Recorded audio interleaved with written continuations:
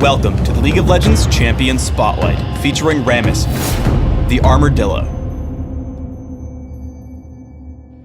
Rammus is a jungling tank. He employs exceptional map mobility and amazing single-target disables to lock down high-priority targets, ensuring kills for his team. Rammus's passive is Spiked Shell. A percentage of Rammus's armor is converted into bonus attack damage. Powerball causes Rammus to roll into a ball, continuously gaining bonus movement speed over a short time, but disabling his ability to land basic attacks. If Rammus collides with an enemy during Powerball, the effect ends, damaging and slowing surrounding enemies for a short time. I take Powerball at level 2 and leave it at rank 1 until I've maxed his other abilities. Defensive Ball Curl gives Rammus significantly increased armor and magic resist for a few seconds. Additionally, any enemy who attacks Rammus while in Defensive Ball Curl is damaged in return. Also, Defensive Ball Curl and Powerball are mutually exclusive. Casting one of these abilities will immediately end the other. I take Defensive Ball Curl at level 1, bringing it to rank 3 by level 5, leaving it there until levels 12 and 13 for the last 2 ranks. Puncturing Taunt forces target enemy to attack Rammus for a short time, lowering the target's armor in the process. I take Puncturing Taunt at level 3 or 4, depending on how quickly I want to gank. I max it by level 10. Rammus's ultimate is Tremors. Tremors damages all nearby enemies, including structures, every second for a few seconds. As with all ultimates, I level Tremors at levels 6, 11, and 16. Rammus's early ganks are extremely potent, so I head to gank mid at level 4. Note 2 things. First, I start Powerball early. Because the movement speed bonus increases over time, the later you show up while still hitting the damage and slow, the better. Second, I make sure to come in behind Gragas. This means that his retreat is through me, and I'm able to land Puncturing Taunt even after he flashes. I turn on Defensive Ball Curl immediately after taunting, dealing a little extra damage and mitigating the turret counterattack. It's important to note that attempting to clear major buffs without Smite ready is just asking for trouble. While you can get away with it if your opponents aren't paying attention, the crafty Gragas steals the Golem buff thanks to Explosive Cask and a ward. The same gank rules apply at any stage in the game. I wait in the wings until I see Gragas return to lane. I open with Powerball and get behind him, forcing him to collide with me with Body Slam. Puncturing Taunt pulls him back in after flash, and I edge forward to tank the turret for Vladimir with Defensive Ball Curl. Gragas dies again despite a heroic attempt to push us away with Explosive Cask.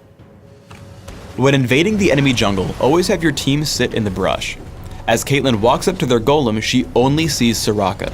As soon as Shaco reveals himself, I flash to get into range for Puncturing Taunt. This move gets me just in range of her right as she flashes away, so she's locked up attacking me as Shaco picks up the kill. When diving enemy champions behind their turrets, check to see if you have allied minions on the way. Here my minions are the first to the turret, so I loop behind Janna, forcing her to burn Monsoon before I've even struck her. I push in with Puncturing Taunt, Defensive Ball Curl, and Tremors. While I'm able to deal significant damage underneath the turret, she manages to escape with Summoner Heal and Howling Gale. However, I just push back in with a new minion wave, focusing on Caitlyn. With Powerball I take my time leaping around her and dodging her Yordle Snap Trap. I always want to initiate first, as I'm best suited to tanking the enemy turret. With Puncturing Taunt and Defensive Ball Curl, we take down Caitlyn, and I lead the way onto Gragas and Janna, picking up another kill on the ladder. I attempt to disrupt Gragas and Udyr with Powerball, actually helping my team slay Gragas with a Puncturing Taunt as Udyr runs away. I attempt to chase with Powerball, forcing him to burn Flash to escape behind his minions. Onto Minion, Rammus works best as a roamer, taking advantage of his significant movement speed through Powerball, Boots of Mobility, and Speed Shrines. Even from early levels, look for teammates who are about to capture a point, just like Tristana here on the quarry. Thanks to my arrival, I'm able to lock up Gangplank and ensure that we take the quarry without worry. A small tactical note. Because Powerball begins cooling down after the effect ends, turn it off right before you start capturing points or the Greater Relic in the middle. Canceling the ability like this will allow you to reactivate Powerball quickly after finishing your capture. By investing heavily in movement speed through runes, masteries, and items like Shirelia's Reverie, Rammus can enable captures through picking off retreating enemies. After locking up Garen with Puncturing Taunt and then landing Powerball once he starts retreating, I lead my team in on Gangplank. While he has a small lead on us, I activate Shirelia's Reverie and tag the Speed Shrine.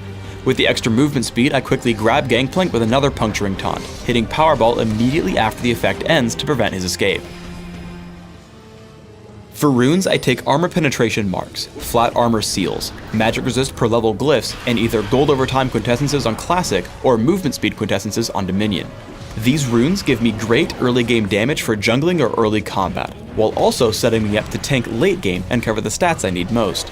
My masteries are 0, 21, 9, taking increased movement speed and neutral buff duration in utility, and taking pretty much every durability increasing mastery I can in defense. I also grab bladed armor in Classic, which will damage enemy monsters who strike me, giving me faster jungle clears. I take Smite and Flash in Classic for fast jungle clearing and ganks, while Exhaust and Ghost allow me greater map mobility and teamfight control in Dominion. In Classic, I open with Cloth Armor and 5 health potions for quick jungling. I take Boots of Speed quickly to open up ganking opportunities, and then transition into late game by taking Philosopher's Stone and Heart of Gold for extra income. I take Aegis of the Legion to support my team and grab Ninja Tabby or Mercury Treads depending on what damage type I fear the most. From there, I upgrade to Shirelia's Reverie and continue along the tank path. Sunfire Cape, Frozen Mallet, Force of Nature, and Randuin's Omen are all excellent choices. Generally, err on the side of too much armor, as it will let you tank enemy turrets and give you bonus attack damage.